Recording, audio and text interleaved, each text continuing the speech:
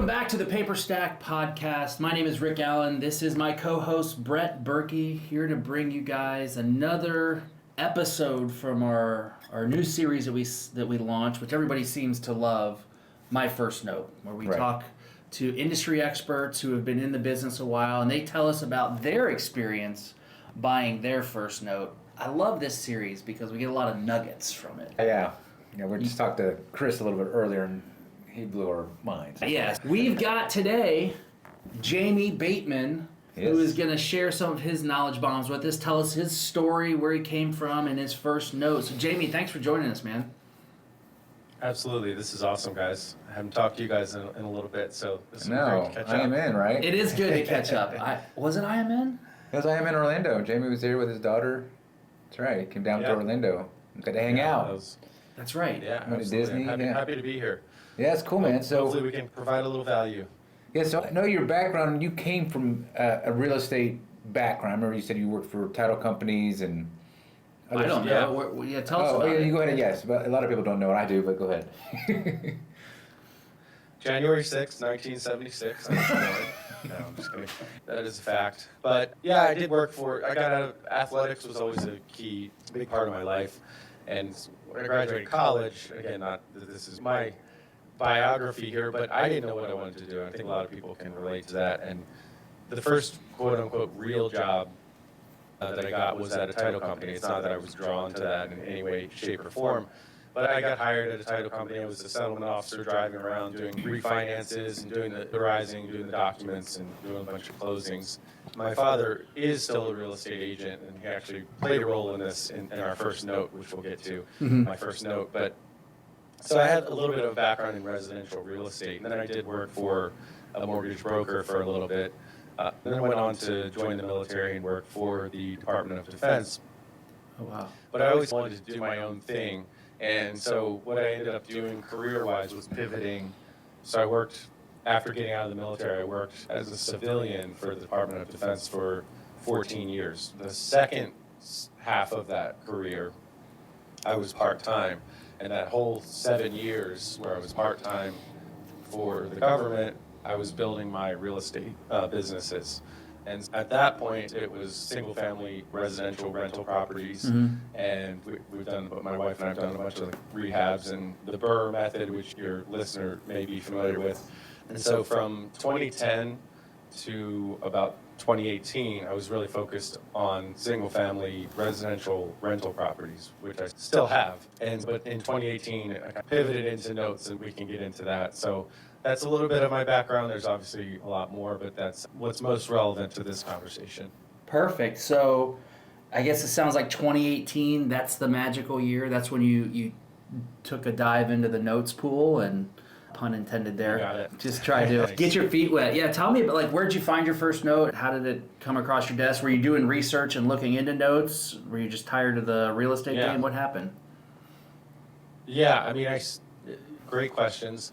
It was that I was getting a little bit tired of the real estate game. I still think rentals have their place, and personally, every asset class and every strategy has pros and cons, and you got to figure out what's best for you. But I was a little bit tired of the rentals. Okay, I got this. I figured this out. Our rental properties were essentially the exact same type of house, and all right, I get it. So I got a little bit bored with it, to be honest with you, and so I started looking into something. I wanted to find something that was a little bit more passive, and I did find tax liens and notes, and started researching through Bigger Pockets, the forums on there, as well as the podcast. I'm trying to compare kind of those different strategies. I wanted something that I could do from home, from anywhere really, but something that was location independent and that I could scale, get in fairly easily, and be able to scale as a business. And notes just kept coming to the forefront. So yeah, I just continued to read books and listen to podcasts and read online about mortgage note investing, and haven't looked back. Nice. Good stuff. So where'd you find your first note? So the first note I actually did as a joint venture with Chris Seveny, who I think you were referring to earlier. And because I knew enough to know that I didn't know what I was doing. I wanted to find somebody who knew a little bit more.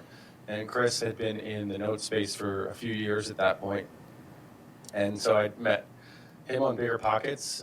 Funny, we didn't actually meet in person for 4 years, but essentially Chris found the note. Yeah, we live like an hour away, and we're now business partners, but that's a separate conversation. But Chris found the note is the short answer, but I found Chris, and then he found the deal. It's actually a deal that was in Maryland, which is where I'm located, and it's one of the few deals that I've actually personally been to the property. Yeah. But found it through Chris, and that was one of those typical JV deals you might hear about where one person provides the capital, the other person provides the day-to-day management. Both parties should be involved in the decision-making of a joint venture deal, but that's how I found the deal, was through Chris. Interesting. I think he was talking about the JV stuff. Yeah. He was bringing that up. He mentioned it. Did he do the 50-50 with you up front, or was it 60-40?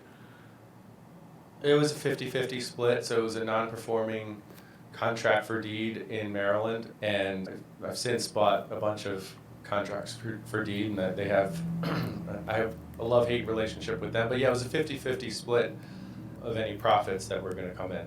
So what happened? What happened in the deal? Walk us through it. Were you actively involved in the management? I know it's a 50-50 deal, and that he was going to do most of the work. You made some of the decisions with him, but you did this as a learning. I assume you did this as a way to learn with somebody. Absolutely. Yeah, smart. And that was exactly what I was trying to do, was get my feet wet, as you said, in the shallow end of the pool, but have somebody there to help manage the deal, someone who was more experienced. And so this was contract for deed in Maryland, a non-performing contract for deed. At this point, Chris was well on his way of doing a bunch of joint ventures. So this wasn't, the joint venture concept for him wasn't new, or buying notes wasn't new. So I felt more comfortable having that partner as opposed to me just jumping in without having a clue what I was doing. And the fact that it was in Maryland gave me a little bit of comfort as well, since I'm in Maryland. I could just physically go there if need be for whatever reason. Yeah, we actually bought the CFD for $28,000. We were working with Brian Gallagher, who's an attorney in Maryland, and I still work with Brian, and the property on paper had a lot of equity in it, and we'll get into this, but I think it might have been, and some of these CFDs you got to be careful, but I want to say on paper it was worth $100,000, and we paid 28. So again, not for the property per se. I know you guys have done episodes on CFDs, so we don't have to go into the details of how that works, but we're buying the contract for that, for the contract for deed for $28,000.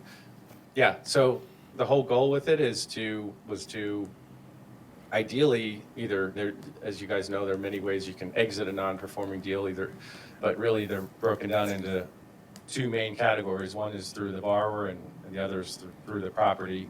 We tried many times to work through the borrower to try to get her to cooperate, to either do a modification or maybe cancel the land contract or something like that. But so we ended up having to pursue foreclosure, actually, because in Maryland you can't do Maryland's kind of a weird state, and it's like a judicial sort of non-judicial state where you have deed of trust, anyway, in this case it's a contract for deed, and a lot of people think that when you buy a CFD, you just do a forfeiture, you wave your magic forfeiture wand, and 2 weeks later, you cancel the contract. Exactly. So there's a lot more involved with this, especially in a state like Maryland. So we were pursuing foreclosure, got very close to the finish line of that, and then eventually got her to sign a cancellation of land contract,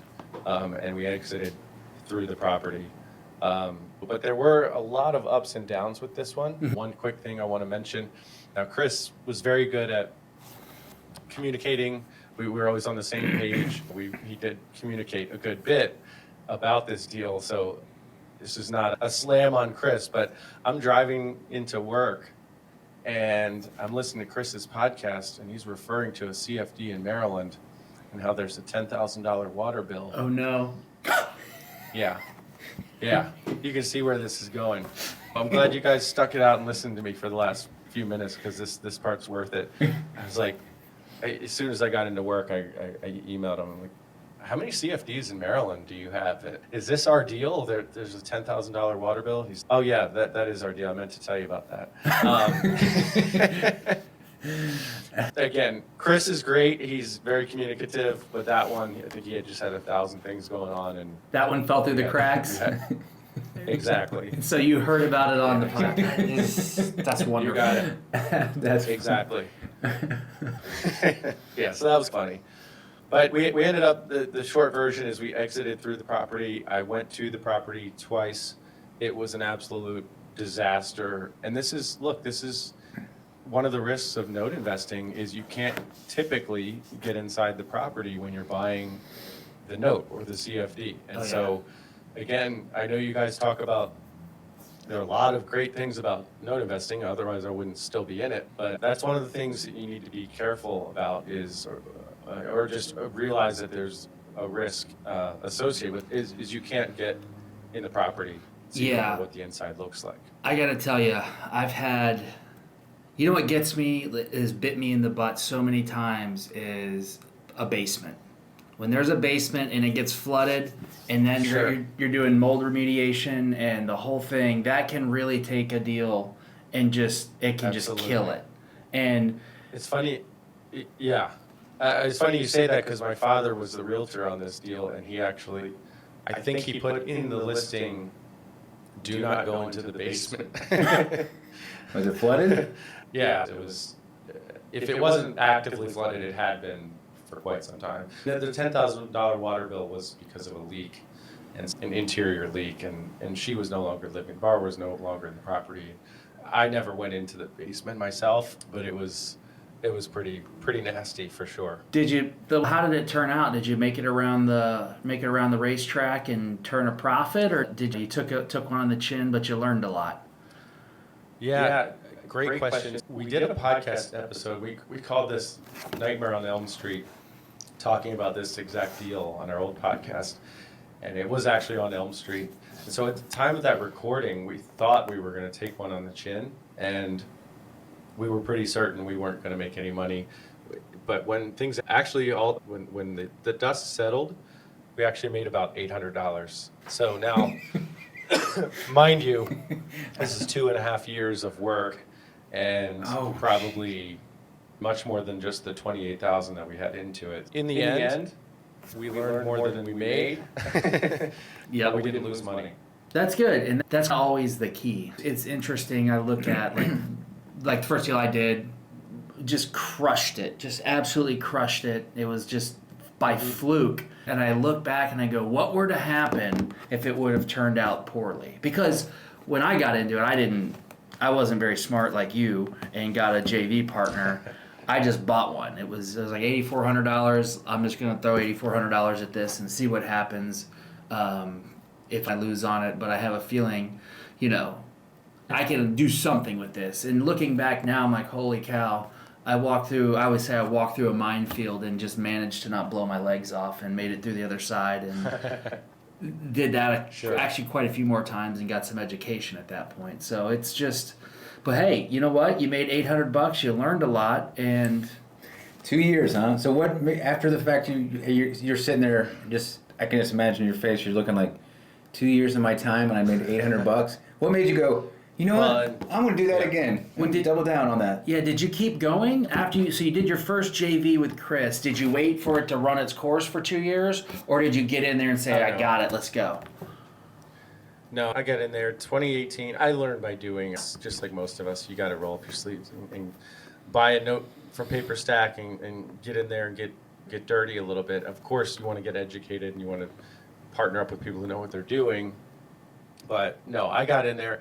I will say, one of my regrets looking back is I think I was a little bit too passive initially. So I had some capital I was going to put to work, and did put that to work. But for the rest of 2018, for the most part, I didn't really I had a couple of other deals I did that year, but I didn't really expand as much as I wasn't quite as active as I wish I had been. But then toward the end of 2018 and from the end of 2018 through mid 2023, where we are now, we've grown considerably, and I've got 2 small note funds that we manage, and it's my day-to-day business. We opened a servicing company, Bi-Fi Loan Servicing. Yeah. I've treated this like a business, and to answer your question, I didn't wait for 2.5 years. I went all in, but that's one of the things I love about note investing is you can do it. You can buy a note or two and just hold them, or you can really turn this into an active business if you really want to be an active. You can scale this business. I don't want to say easily because it definitely takes work, but you can make it what you want. So there's not a one-size-fits-all approach to note investing. But we've scaled in the last 5 years considerably. When did you end up leaving your professional job? When was that? That was March of 2022, and so a little over a year ago. Just the short version is I was out of work for a few months. I ruptured my Achilles through the manly sport of badminton. And I go back into work when I finally could drive because it was my right leg, so I couldn't actually drive for 2 to 3 months. Yeah. And I go back into work, and this is a funny story. I'll just tell quickly. I'm sure you've seen the Office Space. Yes. The guy, essentially, he gets moved to the basement, and then he's not even on payroll anymore. And so I go to my desk, what I thought was my desk, and there's some kid sitting there. Now, a 25-year-old is a kid to me, but yeah. I said, yeah, I know. I'm sure you don't know my name or anything, but this was my desk a few months ago, and I don't know who you are, and he just looks away and starts typing again, and I'm just like, okay, this is awesome. So go back. I'm into work. I have no idea where I sit anymore. Did you at least take your red stapler? Part-time. You took the red stapler though, right? Yeah, exactly. Finally find my desk. Or I see a desk with like broken monitors and a box that says Jamie on it. And I'm just like, this is awesome. I feel great right now. I feel they really need me. And I kid you not, I resigned that day.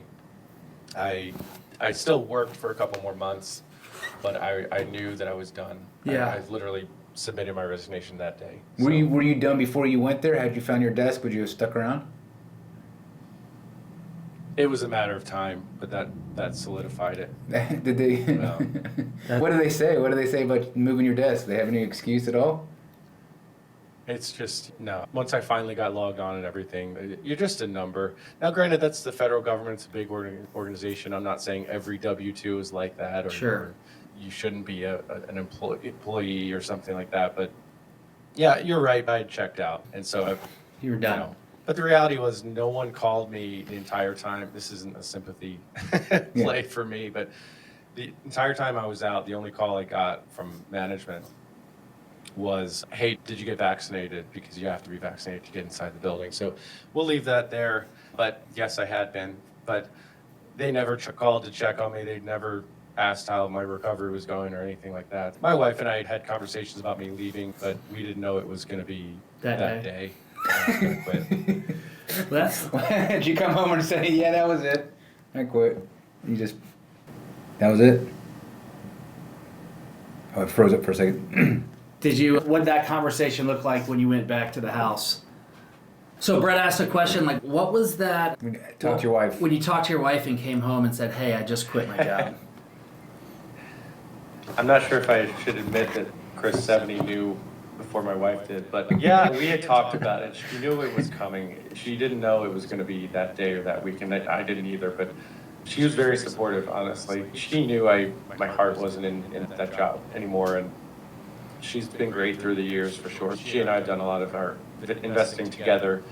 She used to work in my note business with me until COVID happened, and she was more of a stay-at-home homeschool teacher. But yeah, she was very supportive. So she knew it was going to happen at some point.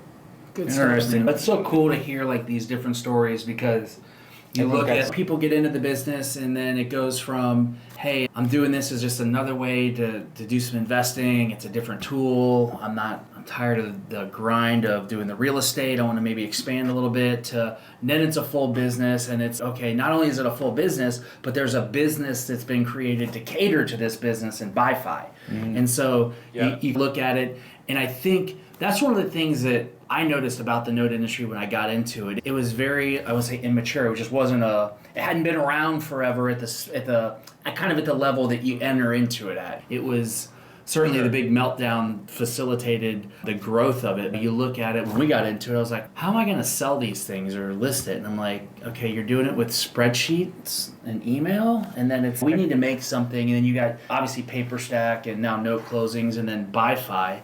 It's just really interesting how people get into it, and you can go a lot of different ways for it, where you can truly make other businesses out of it, or you can say, look, I'm happy with my 9-to-5 W-2, and this is just how I'm growing my portfolio or managing my self-directed retirement accounts. It's awesome. Yeah, absolutely. I think a lot of businesses are born out of frustration with other businesses, and I know. Not that it's easy to do a startup, as you guys know. There's always iterations and there's a lot of work, but yeah, you were frustrated with the spreadsheets and emails, and so you created Paperstac, and we started Bi-Fi because of frustration with other servicers. And it's not to say Bi-Fi doesn't have room for improvement. It's not to say other servicers are terrible, of course, right? I still use other servicers. They all have pros and cons. Correct. But yeah, you're right. The industry as a whole, even you've been in it longer than I have, Rick, it's a lot more professional and streamlined and efficient than it was, years ago. Oh yeah. I've been in it 11 years. 11 years, and I've seen it change so much in a decade. But okay, you've got a lot going on now. What advice would you give to somebody who's getting into the note space right now? Don't pull your Achilles, right? Badminton is a rough sport. Thanks, Brett. It is a largely unregulated space, and therefore you do need to partner up with people who know what they're doing. Mm-hmm. It's a team sport, but you got to be careful who you partner up with. So I built enough trust with Chris, where I partnered up with Chris and felt confident enough to move forward with him. So I don't go at it alone. Don't go at this alone. It's a team sport. Whether that means seeking out formal mentorship or a group to join, or I know you have the Paperstac Academy. Get training, get educated, talk to other people about who you can trust in this space, because there are people you probably shouldn't trust in this space. Mm-hmm. But in general, there are a lot of really good people in the note space, and there are a lot of people who are willing to help you out. Don't go at this alone would be my first piece of advice. It's good stuff. That's great advice. Yeah, we haven't heard that one yet. No, that's not one we've heard of. I got a question outside of this. It sounds like you played college athletics. You were an athlete. Yes. What'd you play? I played lacrosse at Gettysburg College. Yeah, we were number one in Division III in the country my senior year until we choked in the national quarterfinals. So furthest we ever got was the semifinals. What position? Yeah, I played attack. Yeah, I was good at seeing things. I was good at getting open, scoring goals, finishing things in a good way. We're on the backs of the people who did all the work. But no, it was an awesome sport. My family's a big lacrosse family. Mm-hmm. My father's been a referee for many years. Oh, wow. Most of my siblings played in college as well. So it's a great sport. My son, he's 14 now. We live in Florida. He's been wanting to play ice hockey.